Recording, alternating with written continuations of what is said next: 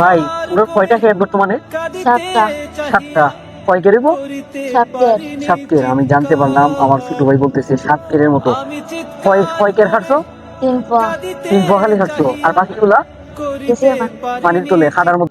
দেখেন ছোট ছোট মানুষ দিকে অনেক দূর থেকে আনতেছে ধানগুলা, কি পরিমাণ জোরে গেছে ধান, পানির নিচের ধান আনতেছে তুলে। আল্লাহ তাআলা আমাদেরকে সাহায্য করো, রিজিক কিছু করার নেই আসলে। দেখেন প্রচুর পরিমাণ ধান পানির নিচে, অনেকেই আস্তে আস্তে পানির নিচে খাটতেছে, খাইটা খাইটা যে যেভাবে পারতেছে আনতেছে, বাকিগুলাই চলে গেছে।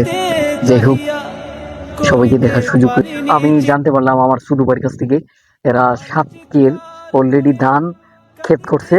ওরা একটাও খাটতে পারে নাই, একটা একটা ক্ষেত স্বাভাবিক বাইয়া থাকার কারণে খাটতে পারছে, আসলে বাকিগুলা পানির তলে খাটতে পারতেছে না। আমি জানবো আমার ছোট ভাইয়ের কাছ থেকে, আমি তো কোনো সিস্টেম নাই। যাই হোক, ভিডিওটা সবাই বেশি করে শেয়ার করে দেবেন। দেখছেন আসলে খুব কষ্ট লাগে।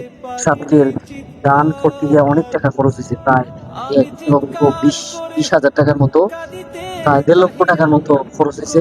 এখন বর্তমানে 3 পা কাটতে পারছে, বাকিগুলা পানির নিচে কাটার মতো সিস্টেম নাই।